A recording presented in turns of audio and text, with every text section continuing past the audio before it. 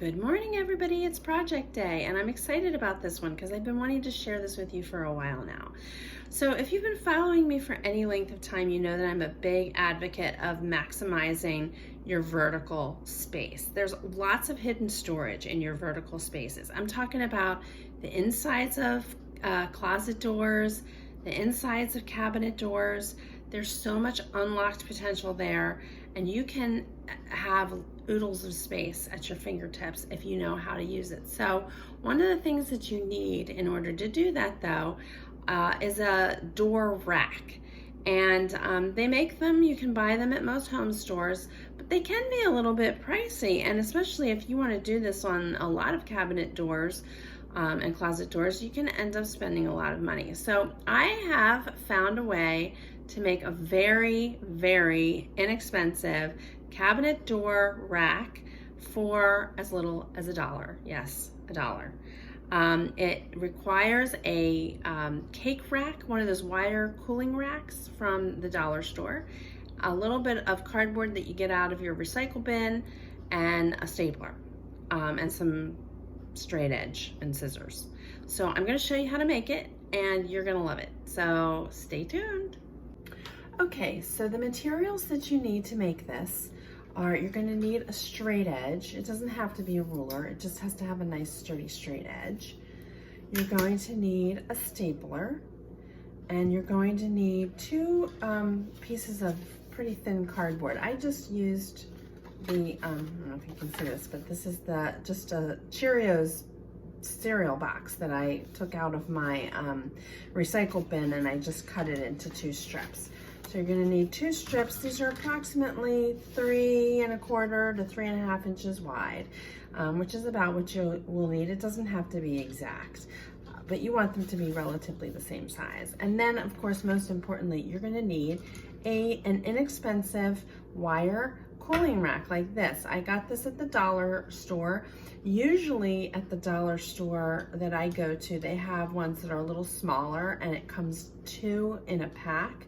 So you could get 2 shelves for $1. For some reason, they only had these larger ones. That was 1 for $1, but that's fine because that's all I need for now. So these are the materials that you're going to need. Now, the first thing you're going to do is you're going to turn it over, and you want the little feet to be on the inside of your rack so that when you hang it on the back of the door, it's going to be able to hang flush. So you're going to take your straight edge, and I really just sort of eyeball it. What I tend to do is I find this middle piece, and I lay my straight edge against it, and then I use the width of the straight edge to kind of guide me. But all you're gonna do, you gotta use your muscles here, you're gonna hold this down really firmly while you push up, and you're using the straight edge to just get sort of a nice clean even line, and you want to just fold it up until it's perpendicular. Okay, then, and this is not perfect, but it's fine. Then you're going to turn it, you're going to move your straight edge over again. So essentially this is double the width of the straight edge, is the width of my bottom. And then you're going to pull it up again. And this, I mean, this rack seems to be a little sturdier than the ones that I've used in the past. So it's taking a little bit more to get it.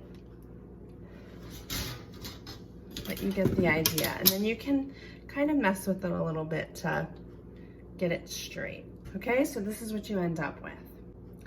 Okay, so apparently when I was filming this next part, I wasn't actually filming when I thought I was. So it turns out I've already completed it. So I am going to tell you guys how I did this though. Basically, you want to create edges because you don't want the stuff that you have on your rack to fall off the edges.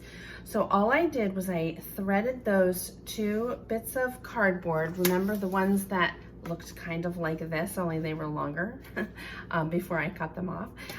You thread it through here, wrap it around a couple times, and then you just take and you, let's go this way, you staple them in place like this. You just want to staple around the wires, and you do that on each side, and you end up with a rack that has edges.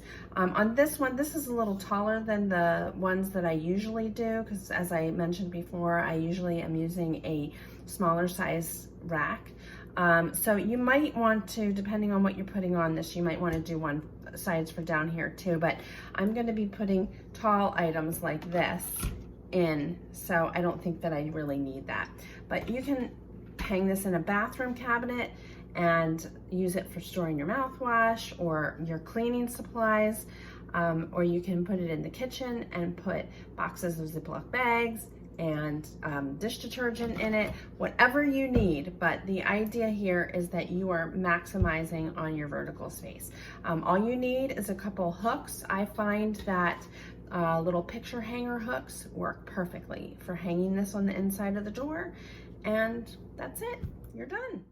I did want to take you into my bathroom and show you a couple of places where I have used these. As you can see, I get a lot in there. There's 2 of them. These are the smaller sized ones.